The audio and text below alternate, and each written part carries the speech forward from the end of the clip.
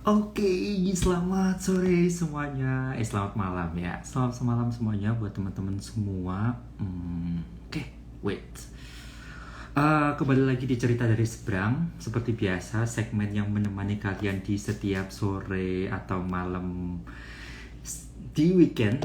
Buat teman-teman semua yang masih ada di perjalanan pulang, sehabis kerja, saya ucapkan have a nice weekend guys. Buat yang masih belajar atau seorang mahasiswa, kalian sudah menempuh weekend di Sabtu Minggu ke depannya sangat menyenangkan sekali. Oke, kali ini dalam sore hari ini kita ketemu sama teman saya, Mas Yoga namanya. Beliau adalah menerima beasiswa dari Chevening. Kayak sangat menyenangkan sekali buat saya untuk bisa ngobrol di segmen cerita dari seberang kali ini, ngobrolin tentang beasiswa Chevening itu seperti apa. Tapi sebelumnya saya mengucapkan terima kasih dulu buat temen saya. Oke, teman saya yang memberikan sponsor kaos ini untuk dipakai di IG Live, dan juga buat teman-teman semua ada sponsor juga dari Arka Malang Tour Travel. Buat teman-teman yang mau menikmati Bromo, ada pelataran Bromo dengan voucher yang sangat menyenangkan dengan harga yang pas banget. Langsung aja kunjungin di Instagram Arka Malang Tour Travel. Dan buat teman-teman semua yang ingin menikmati di akhir tahun, liburan akhir tahun maksudnya adalah kalian juga bisa menikmati di Malang atau Batu dengan villa-villa harga murah. Langsung aja hubungin Arka Malang Tour Travel atau melewati saya, ya nggak apa-apa. Jadi teman-teman semua bisa juga join dan berplanning ria. Oke, sudah kedatangan Mas Yoga untuk bisa bergabung di dalam segmen kali ini. Terima kasih Mas Yoga untuk waktunya, saya request. Oke.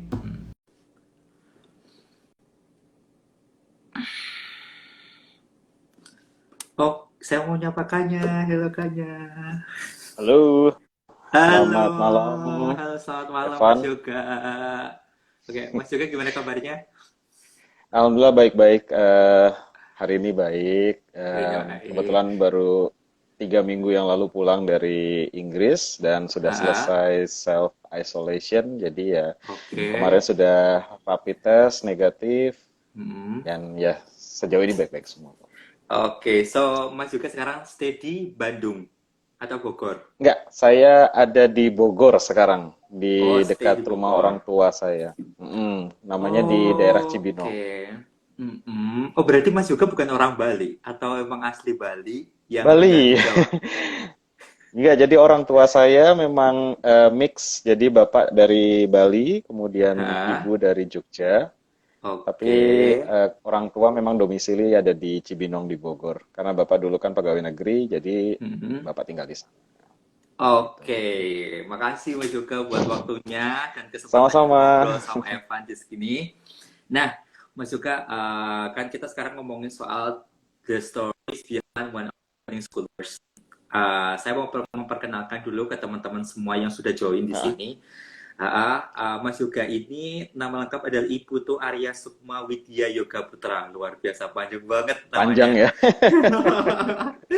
Oke, Mas Iya, Yoga iya. memiliki track record untuk pendidikan dari Universitas Gadjah Mada dengan Fakultas Geografi, dan Ya, memiliki kesempatan untuk ikut Community College Initiative Program in Washington State, United States of America pada tahun 2012 hingga 2013, dan mendapatkan beasiswa Chevening di University of Glasgow dengan jurusan MLit in Environment, Culture, and Communication.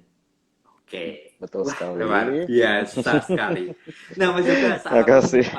saat aku lihat nih CV-nya Mas Yoga itu kan kayaknya banyak banget yang relate ke NGO, NGO dan lain sebagainya. Iya, Nah sebelum Mas iya. Yoga, tapi ada sesuatu yang sangat unik di situ.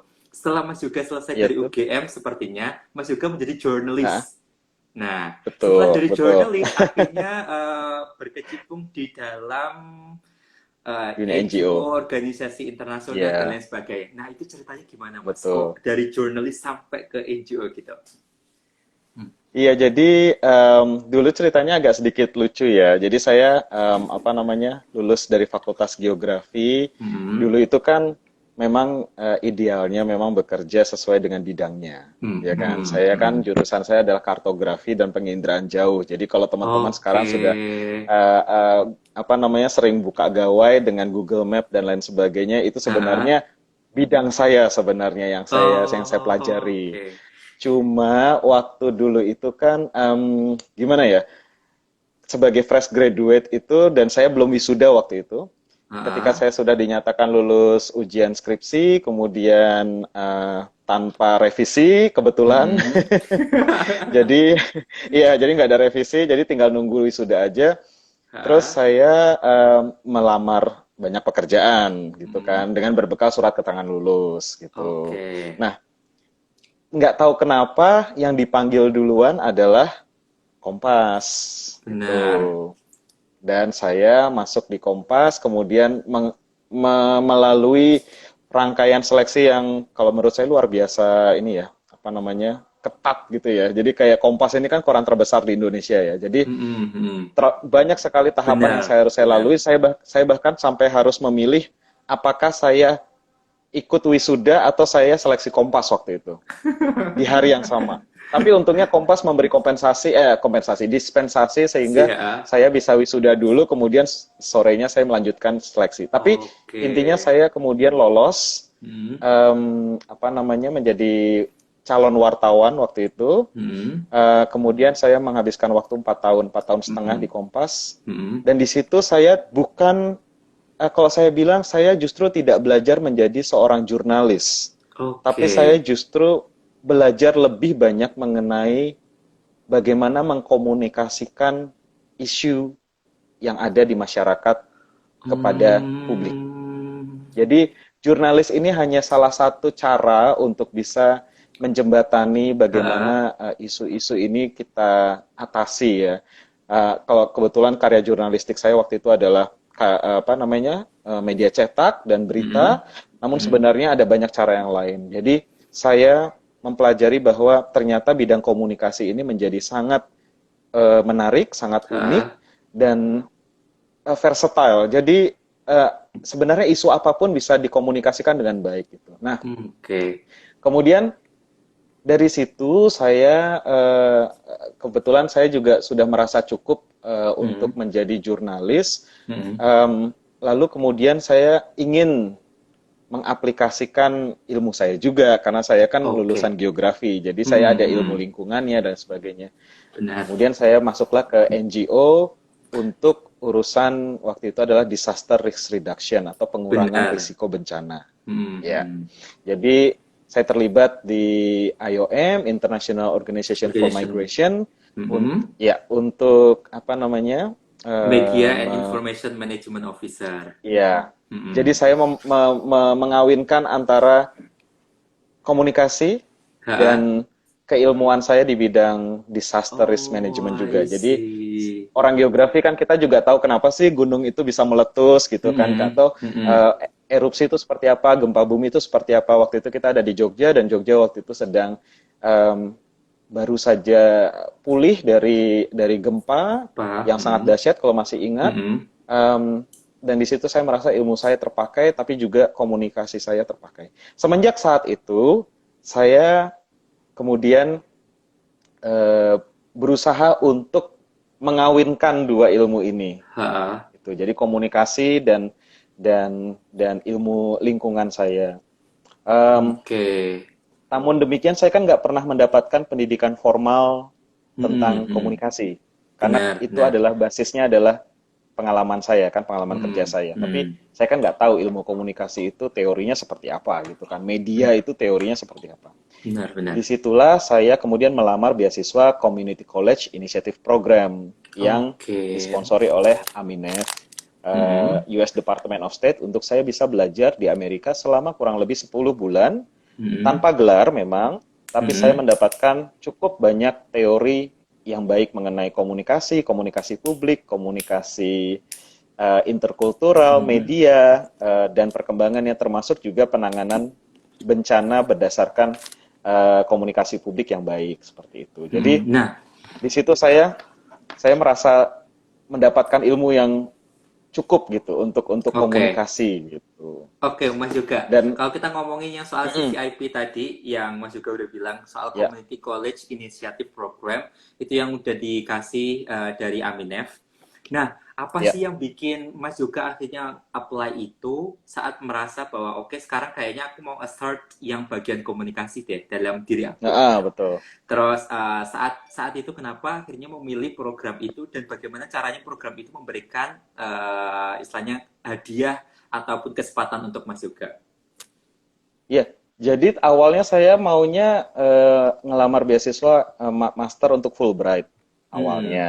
oke. Cuma waktu itu beasiswa saya, aplikasi saya yang Fulbright tahun itu, tahun 2012 itu tidak diterima, tidak Hmm, lolos gitu kan. hmm, Tapi kan saya hmm. waktu itu sudah memenuhi sebagian besar syarat-syarat yang apa namanya diminta oleh Aminef, misalnya kayak Oke. sertifikat TOEFL, kemudian sudah Ha, kayak sudah punya esai dan lain sebagainya. hmm, Kemudian apa namanya Aminef masih membuka kesempatan untuk beasiswa ke luar negeri, hmm. tapi tanpa gelar Community Benar, College benar. Initiative Program itu. Hmm, Nah, saya waktu itu saya terus terang orangnya sebenarnya nggak nggak terlalu peduli gitu. Ini mau hmm. dapat gelar kah atau nggak dapat gelar, tapi saya tuh waktu itu benar-benar fokusnya adalah itu aja dulu. Saya ingin sekali mendapatkan Yep. ilmu, Hmm. makanya saya ambil itu dan kemudian saya lolos gitu kan, lolos seleksi Oke. dan akhirnya Hmm. pergi ke Washington. Bagaimana proses belajarnya? Sama sih. Hmm. Jadi kayak kuliah biasa, Ha. cuma bedanya kan kalau di sini semester 6 bulan gitu ya. Kalau di Hmm. sana Hmm. itu kita sebutnya quarter, jadi kayak kuartal gitu ya, kayak apa 4 bulanan gitu ya. Ha. Jadi saya tetap mengikuti kuliah, Hmm. eh, ikut ujian, kemudian dapat nilai, dapat transkrip nilai, tapi saya pulang tanpa gelar. Hmm. Maksudnya Benar, itu hanya benar. sekedar kayak kayak apa ya, kalau orang bilang mungkin kursus atau apa, tapi Benar, valid benar. gitu loh. Benar, Nah, benar. Hmm.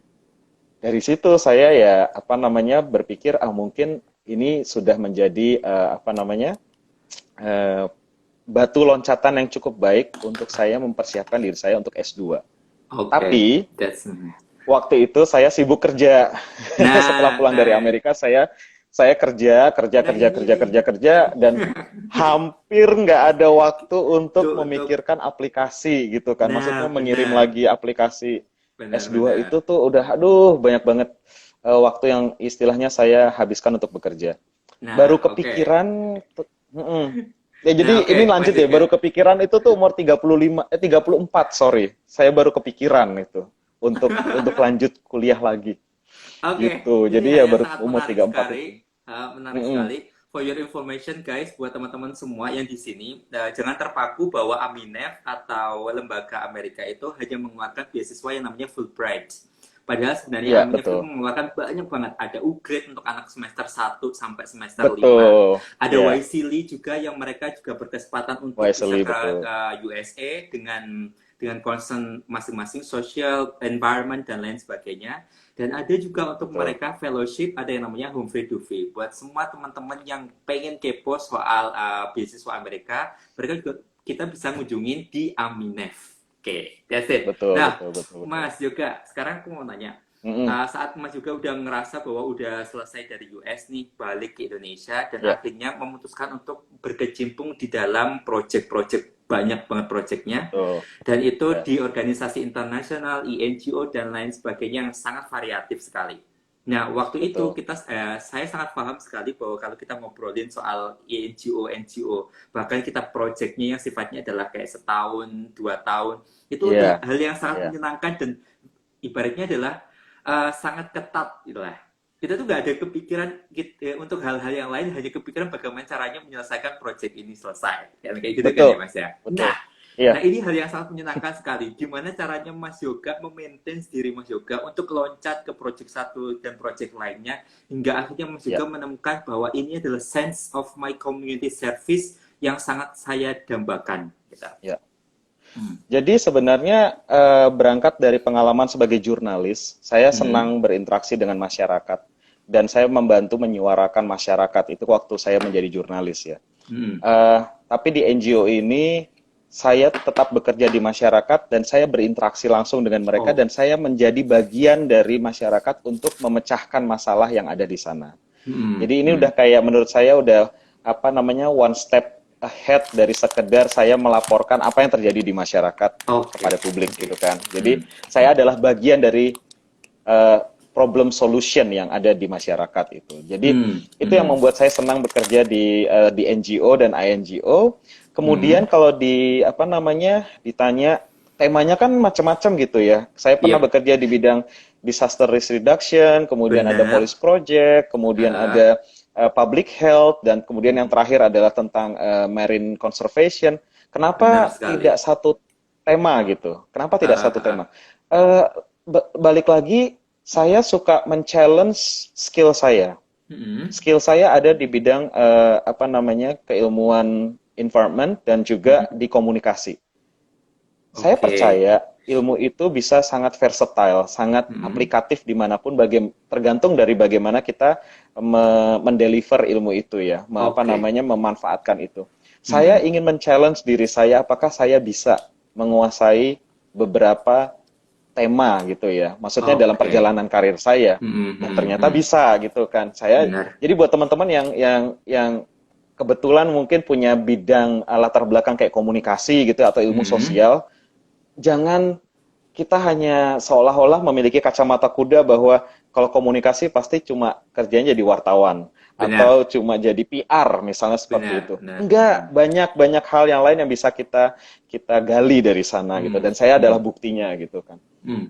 Nah, dari situ kemudian tentu saja perjalanan karir saya kan ada yang mencapai pada titik tertentu di mana Hmm. saya juga ingin mendapatkan apa pengembangan karir ya. Jadi posisi sebenarnya sih Yap. sudah dibilang ya cukup baik gitu ya. Tapi kan tentu Hmm. saja Hmm. kita menginginkan yang lebih baik lagi karena saya tentu Benar saja sekali. punya visi gitu ke depan. Saya ingin katakan misalnya memimpin sebuah apa namanya kelompok kerja Benar. Benar. atau memimpin sebuah proyek sendiri misalnya Hmm. seperti itu. Hmm. Kemudian memberdayakan masyarakat. Hal-hal seperti ini bisa saya lakukan dengan Hah? apa namanya basis keilmuan saya yang sekarang, Hmm. tapi akan lebih bisa lagi kalau saya mendapatkan ilmu yang lebih dari sekedar apa yang saya miliki sekarang. Oke. Bagaimana cara mendapatkan ilmu yang lebih ini? Makanya kemudian saya berpikir untuk melamar beasiswa master gitu. Oke. Jadi itu alasan utama saya apa namanya melamar chevening atau mencari Ya. beasiswa master ini karena saya membutuhkan pengembangan karir dan personal. Jadi personal Oke. reason dan career development itu yang paling Hmm. utama. Itu yang menjadi niat saya untuk ketika saya kembali dengan gelar master ini saya bisa Hmm. apa namanya menerapkan itu atau mengaplikasikan itu pada sebuah kegiatan proyek yang nyata gitu. Seperti itu. Oke. Hmm. Hmm. Nah, makanya Anyway, Mas kemudian Yoga. saya ya melamar Iya. chevening kayak gitu. Anyway, kalau kita ngomongin soal NGO, Mas, NGO Mas Ya. juga yang secara pengalaman itu, apakah Mas juga memiliki istilahnya memiliki kesempatan di beberapa tempat dengan akhirnya Mas juga merasa bahwa kayaknya saya harus belajar lagi deh. Ada gak sesuatu yang bikin Mas juga akhirnya ngerasa stuck? Kayaknya kalau saya semisal kemampuan saya ada di sini terus dan saya tidak menggali sesuatu yang lebih, sepertinya saya juga nggak ngerti deh caranya untuk mengembangkan seperti ini kayak gitu. Ada Ya. nggak sih hal yang seperti itu Mas Iya, juga? Hmm. ada terus terang. Jadi apa namanya? Meskipun saya berada dalam posisi sebagai staff yang bisa dikatakan cukup senior Hmm. karena apa namanya pengalaman kerja saya, Ya. cuma ada kalanya pada tahap-tahap decision making Oke. atau pengambilan keputusan Heeh. itu karena saya belum memiliki kualifikasi yang baik atau Heeh. yang mumpuni dari segi educational background gitu ya. Benar. Hmm. Itu saya seringkali bukan sering ya seringkali lah beberapa kali itu kayak tidak terlalu dilibatkan atau kurang lah untuk berpartisipasi di situ. Oke. Sementara kan saya ingin suara saya juga didengar gitu kan. Saya juga Oke. ingin mengambil keputusan gitu, membantu mengambil keputusan gitu seperti itu. Saya juga ingin punya pendapat saya. Nah, bagaimana membangun kredibilitas? Kuncinya Mm-mm. sebenarnya membangun kredibilitas. Yap. Apakah Mm-mm. pengalaman kerja cukup? Tentu saja cukup.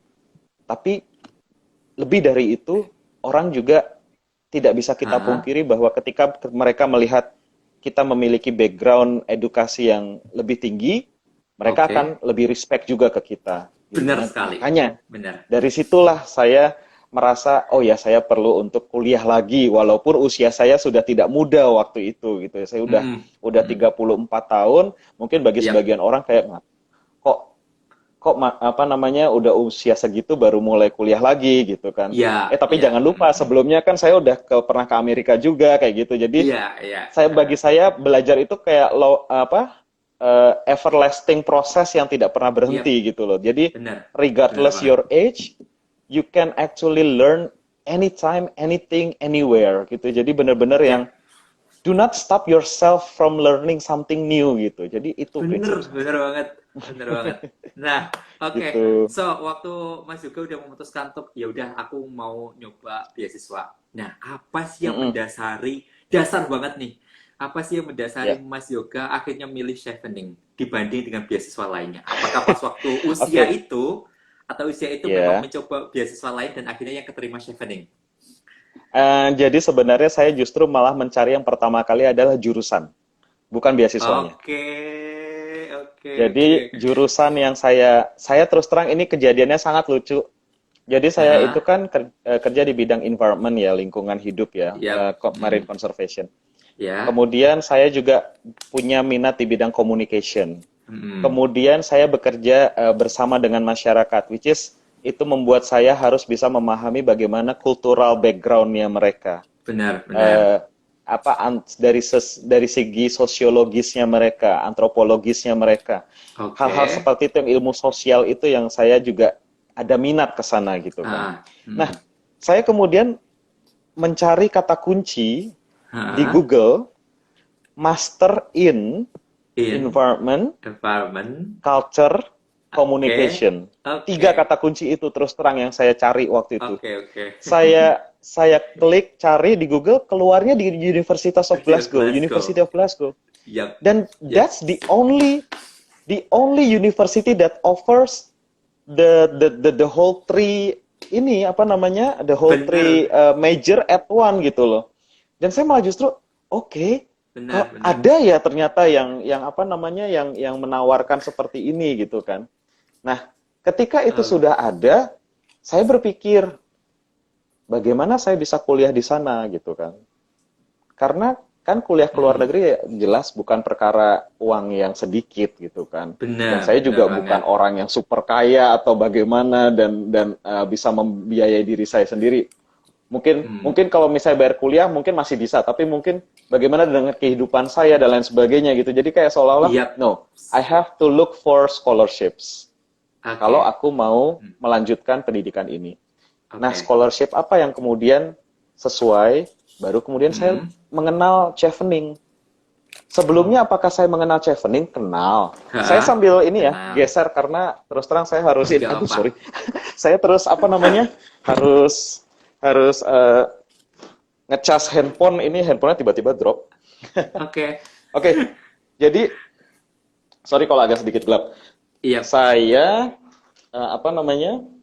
Mencari beasiswa chevening itu. Mm-mm, Kemudian saya melihat syarat-syarat yang diminta oleh beasiswa mm, chevening itu. benar. Terus saya melihat ternyata tidak sesulit itu kalau kita mau melakukannya gitu. Jadi tahapannya jelas, Yap. kemudian requirement-nya jelas. Mm-mm, Saya pikir ini tidak terlalu jelimet gitu ya. Maksudnya proses hah? pendaftaran itu tidak terlalu complicated gitu. Ya Yap. udah saya coba gitu kan. Memang waktu itu eh, salah satu kendala saya adalah saya belum memiliki sertifikat IELTS yang pertama waktu itu. Mm-mm, mm. Dan saya terus terang saya tidak pernah ambil kursus bahasa Sus. Inggris apapun kecuali pengalaman Oke, saya di Amerika dan lain sebagainya itu. oke, oke. Jadi saya kemudian nekat aja sih ngambil Mm-mm, ngambil apa namanya IELTS, tes IELTS yang ya memang kalau dibilang mahal-mahal ya. Cuma Mahal banget. cuma ya 3 juta sudah, coy. pede aja. Iya 3 juta. Pede aja dan waktu itu ya bersyukurnya Ah, dapat nilai yang cukup baik. Jadi tes IELTS oke. pertama saya itu nilainya 7,0 overall. 7,0. Wonderful. Oke. Iya, jadi itu udah kayak lebih dari cukup kan sebenarnya gitu kan. Oh my God, Cuma waktu wonderful. ya, cuma waktu itu ternyata saya gagal untuk Mm-mm. mendapatkan beasiswa Chevening. Oke. Mm-mm. Jadi beasiswa Chevening ini saya adalah percobaan yang kedua, bukan yang pertama. Oke. Oke. Jadi yang pertama itu hanya sampai pada tahap wawancara Hmm. Hmm. gitu. Dan Oke, Mas ketika saya juga. wawancara, ya, cut Setahu dulu deh, saya boleh, nih, silakan. setahu nih, Ah, Chevening itu saat dulu tuh punya timeline sendiri-sendiri masalah dokumen. Jadi kita masih bisa betul. dikasih tenggang waktu di mana kita harus selesaiin submission semua esai itu di waktu Ya, yang menurut mereka adalah deadline. Dan ada juga ya, untuk deadline timeline untuk yang lain, yaitu dokumen IELTS dan dokumen reference letter yang bisa diedit betul, hingga pada timeline tersebut. Dan itu sama persis dengan betul. tahun sekarang, yang sekarang juga tidak menginputkan IELTS di dalam Ya, uh, persyaratan dan ya, requirement-nya Chevening tersebut. Nah, apakah betul. Mas juga menggunakan kesempatan itu sebelumnya atau gimana? Jadi saya itu orang yang tipenya adalah kalau bisa syarat itu saya penuhi di awal, Semuanya? saya penuhi dulu. Saya bukan Oke. orang yang istilahnya ya udah coba dulu nanti perkara IELTS belakangan, terus kemudian LOA belakangan kayak gitu misalnya. Oke. Enggak, saya beneran apa namanya semua syarat itu saya pastikan ketika mendaftar Chevening itu sudah lengkap gitu loh. Wow, oke. Gitu. Oke. Jadi itu saya mungkin karena ini pribadi saya seperti itu ya. Jadi Hah? saya orangnya nggak tenang kalau saya mendaftar tapi saya tidak melengkapi syaratnya dulu Benar, gitu. kayak Itu sistem kalau kredit saya. lah ya. Jadi ya saya kebetulan juga ini ya apa namanya jarang ambil kredit. Kalau bisa dibayar tunai ya udah tunai gitu di depan Oke, that's the gitu. point. Iya, jadi ya memang pribadi seperti itu ya. Kemudian apa namanya waktu itu memang saya juga sudah diterima di apa namanya di University of Glasgow, Heeh. eh, sudah mendapatkan unconditional LOA dan lain sebagainya, sudah lengkap. Tapi memang ya belum rezeki di beasiswanya gitu kan. Jadi Oke. beasiswanya waktu itu gagal. Tapi saya kemudian bertanya ke universitas, apakah Heeh. saya bisa Heeh. mendefer atau menunda partisipasi saya di program master itu dan ternyata Universitas Glasgow memberikan kesempatan saya untuk Oke. menunda 1 tahun Oke, gitu. oke. Makanya saya kemudian mencoba lagi gitu kan. Heeh. Nah, ketika mencoba lagi, gimana ya? Waktu itu kalau nggak salah, Heeh. sertifikat IELTS saya tuh kan sertifikat IELTS tuh hanya 2 tahun ya. 2 tahun. Jadi saya ambil IELTS itu malah justru sebelum saya mau niat kuliah. Oke, Jadi that's good. IELTS saya tuh expired waktu percobaan kedua. Aduh, oke. Kan gimana ya, maksudnya kalau saya ambil lagi kemudian saya jadi kayak gambling kan. Kalau saya Ah, ambil lagi tapi kemudian IELTS saya jelek kan saya nggak mm, bisa dapat beasiswa juga gitu kan. Waktu itu benar. karena syarat IELTS masih mutlak. Tapi saya Yap. kemudian ya ambil lagi. Ya, ya bersyukur, alhamdulillah, puji Tuhan.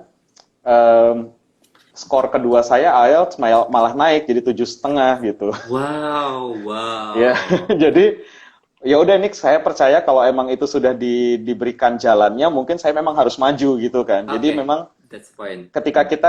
ketika kita membaca apa ya, universe apa semesta merestui itu kayak pasti ada Merestui. jalannya gitu. Benar, benar, Dan benar banget. kita jalan aja, yakin aja, ya udah jalan gitu kan. And then saya apply lagi beasiswa Chevening, Hah? dipanggil lagi untuk wawancara, kemudian saya juga melakukan wawancara dengan lebih rileks, tidak seperti Hmm. sebelumnya. Oke. Saya mengakui waktu wawancara pertama saya itu kakunya setengah mati, kayak kanebo Oke. kering. Oke. Tapi yang wawancara kedua lebih kayak gini, lebih friendly gitu ya, lebih Oke. lebih santai.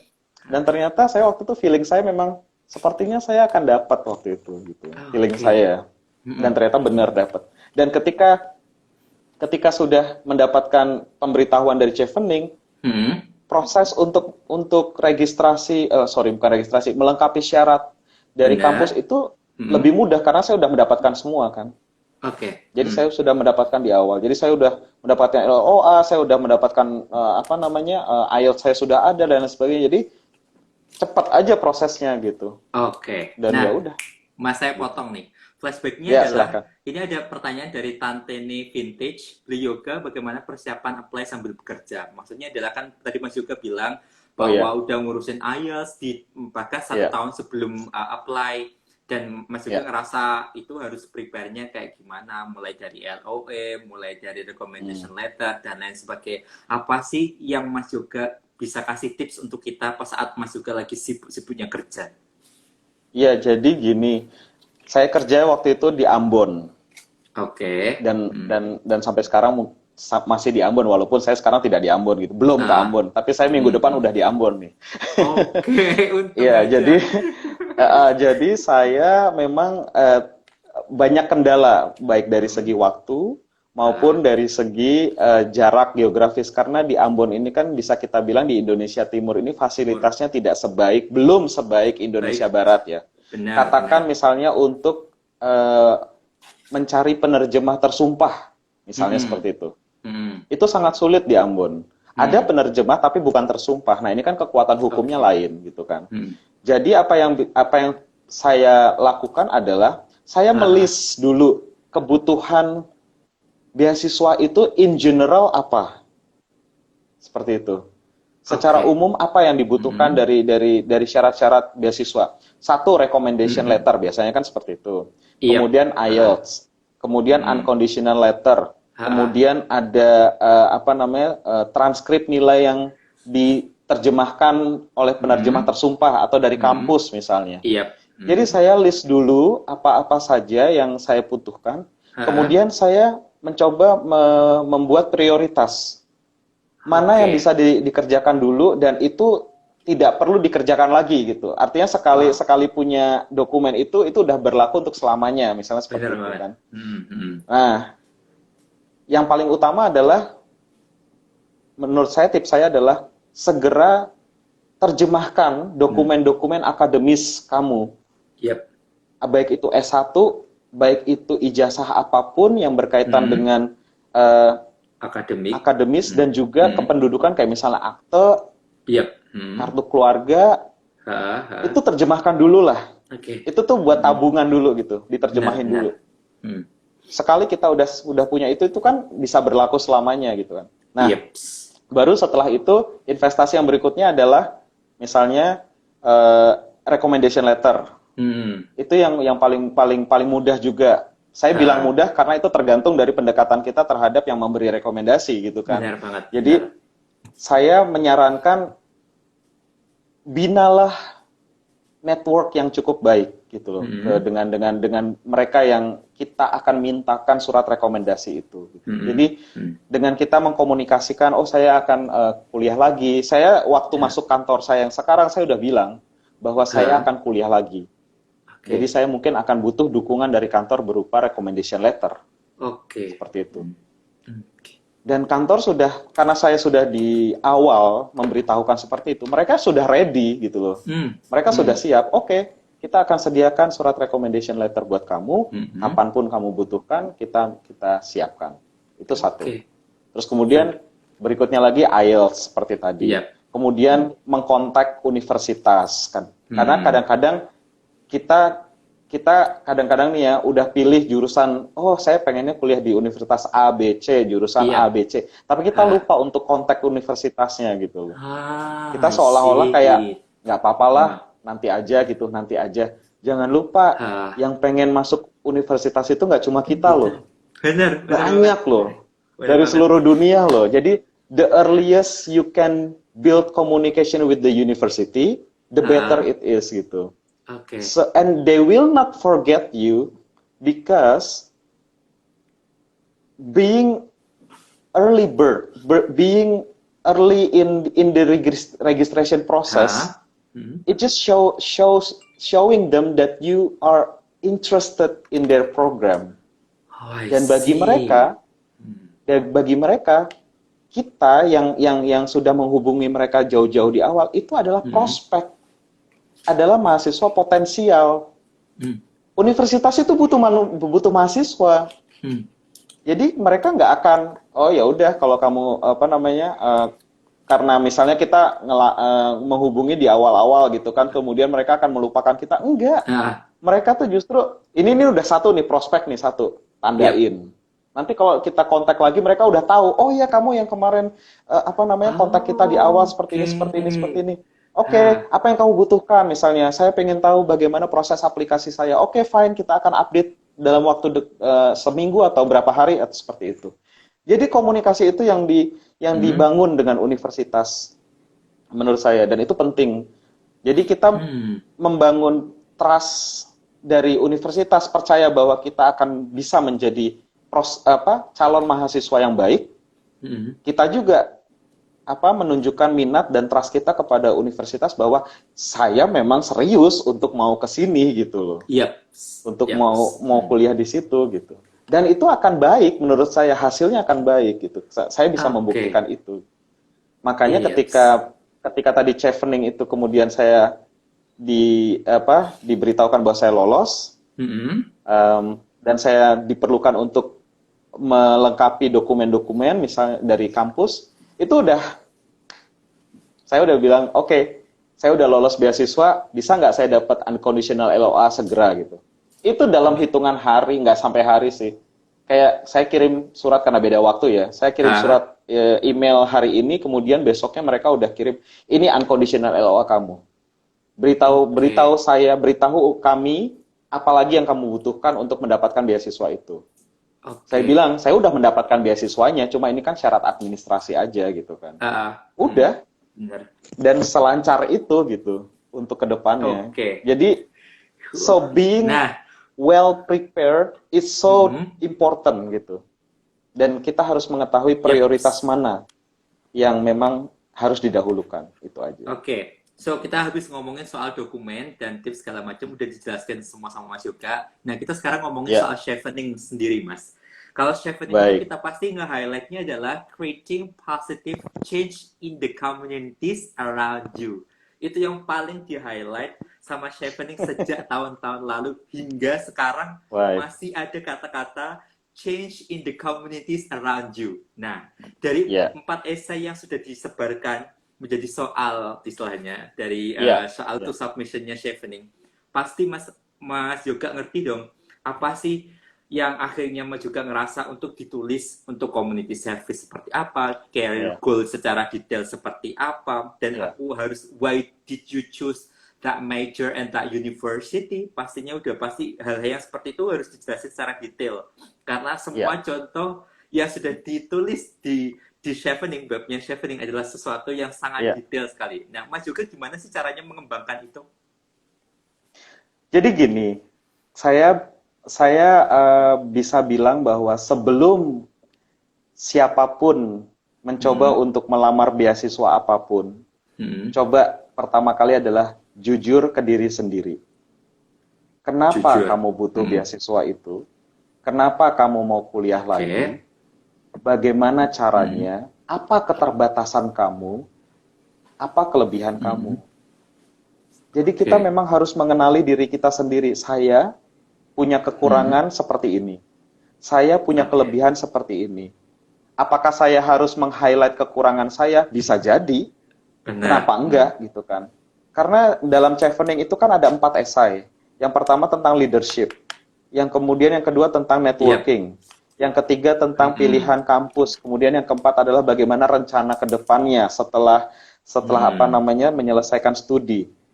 Ketika kita mengenali diri kita, saya punya batasan seperti ini, saya Hmm. punya kelebihan seperti, istilahnya analisis SWOT-nya kita keluar ke diri kita sendiri, kita tuh Oke. bisa Hmm. membahasakan esai itu dengan jujur, autentik, Hah? tidak berlebihan, tapi menarik Hmm. gitu loh. Oke. Karena dan menurut saya jangan takut untuk menjadi beda gitu. Karena gini, Iya. bayangkan kamu adalah sekuntum bunga di padang rumput. Ha. Kalau warna kamu hijau, Hmm. apa bedanya kamu sama rumput? Hmm.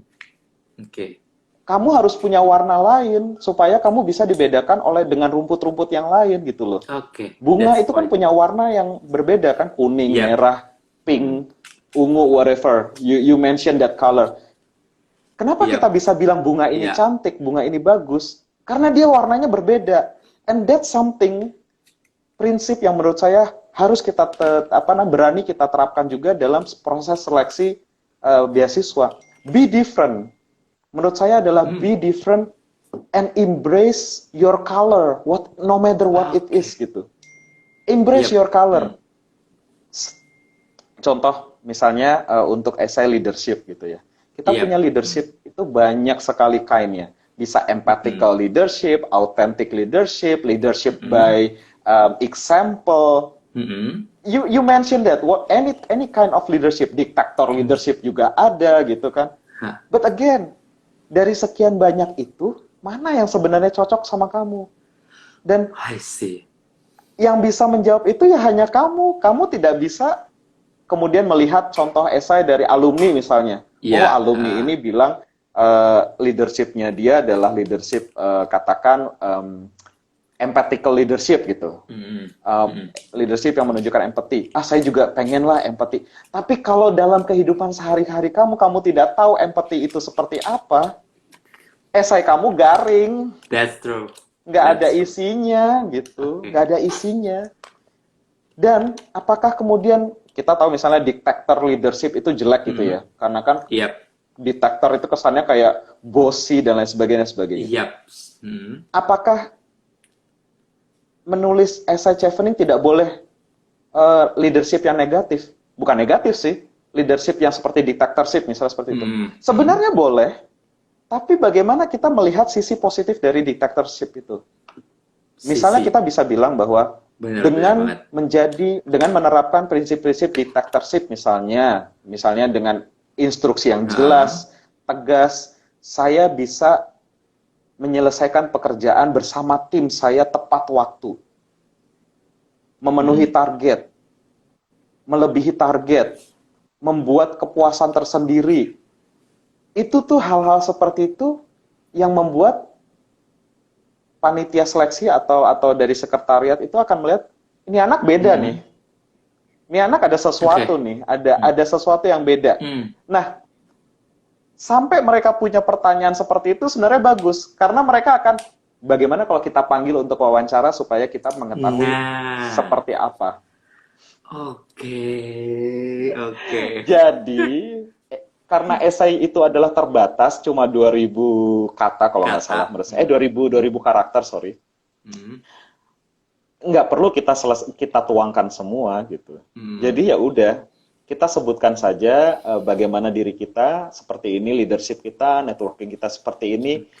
Tapi mungkin ada beberapa hal yang membuat meskipun kita berusaha untuk tuntas, tapi cobalah kalau kita baca lagi esai kita itu, bisa nggak kita tertarik dengan kata-kata itu, kata-kata yang kita tulis, sehingga saya perlu untuk mewawancara orang ini karena saya ingin tahu apa yang dia maksud dengan tipe leadership seperti ini misalnya. Apa yang dia maksud dengan networking seperti ini misalnya. Contohnya bagaimana? Saya ingin menggali lebih dari sekedar saya tahu esai ini tuh singkat tapi there's something yang membuat panitia penasaran. Bikinlah panitia penasaran. Nice. Itu tips dari saya untuk kamu bisa dipanggil wawancara. Bikin orangnya penasaran. Tapi penasaran yang baik ya, bukan penasaran yang istilahnya. Karena kamu berkualitas, orang akan penasaran. Sebenarnya orang kayak apa? Bener nggak dia kayak gitu kan? Kok kayaknya esainya dia tuh ya mungkin ada yang idealis, mungkin ada yang istilahnya komprehensif. Apa benar dia orangnya sekomprehensif itu? Apa benar dia orangnya seidealis itu? Kamu akan dipanggil wawancara. Dan ketika wawancara, itulah kesempatan kamu untuk explore. This is what I am.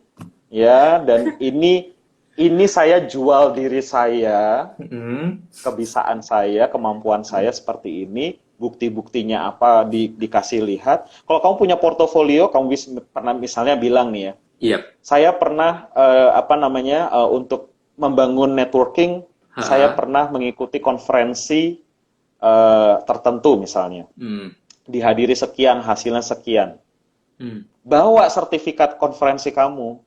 Oke. Ketika wawancara itu perlihatkan, ini Oke. buktinya saya pernah ikut konferensi. Atau Oke. misalnya contoh ketika leadership, saya pernah memimpin eh, eh, eh, kegiatan tertentu misalnya, Hmm. public engagement. Kemudian itu kalau misalnya terliput di media, print Ha. medianya, kasih lihat. Oke. Very Saya engage nice. sekian ratus orang, ini buktinya. Dan bukan saya loh yang bilang, Ha. media loh yang bilang, orang Oke. lain loh yang mengakui bahwa saya punya Oh, I achievement see. itu. Jadi saya tidak overclaim.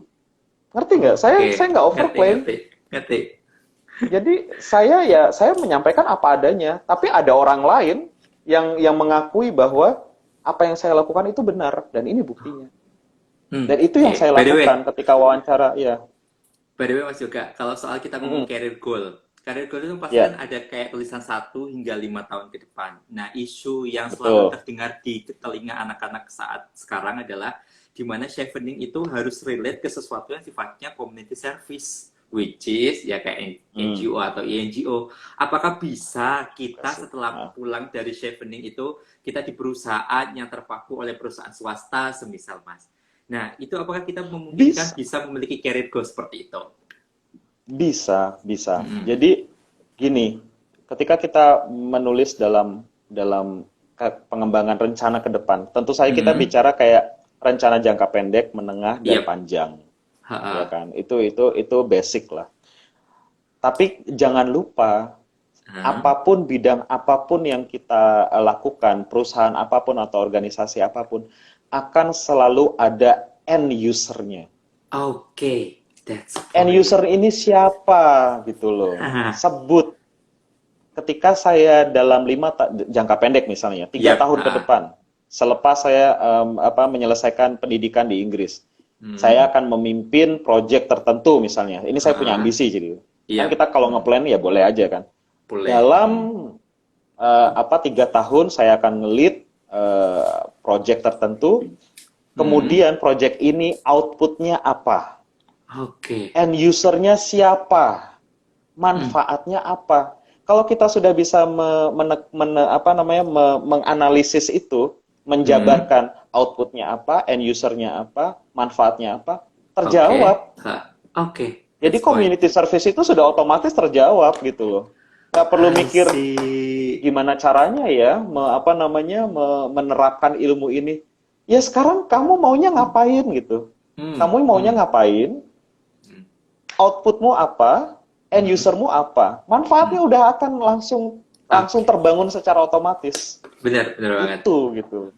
Itu cara Oke. logikanya yang paling mudah ketika membangun sebuah esai atau menulis sebuah esai itu seperti itu gitu. Iya. Dan itu nanti tinggal kita kembangkan. Oh, tadi jangka pendek, kemudian menengahnya nanti seperti apa, Hmm. jangka panjangnya seperti apa. Dengan tentu saja mungkin target yang lebih besar, Hmm. impact yang lebih luas, Hmm. dan jangan lupa semua itu sebisa mungkin terukur gitu kan. Terukur tuh dalam arti Oke. walaupun perencanaan, tapi kita juga bisa menyebutkan misalnya scope organisasi atau company saya adalah Ha. katakan multinasional atau Hmm. regional. Kayak Ha. aku misalnya kerja di Coral Triangle Center, scope saya adalah Hmm. regional. Hmm. Dalam jangka pendek, mungkin saya hanya mampu menjangkau masyarakat pesisir atau masyarakat di Hmm. pulau tertentu di provinsi tertentu. Tapi Oke. dalam jangka waktu menengah, Hmm. saya mungkin akan bisa membangun networking di beberapa provinsi. Yaps. Dalam jangka waktu panjang, saya akan membawa kisah sukses Ha. dari jejaring yang saya bentuk di Indonesia Hmm. dan saya akan bagikan ke negara-negara lain yang masih dalam satu wilayah region yang sama. ASEAN kah, Coral Triangle kah, Asia Pasifik kah? It really depends on you. Yep.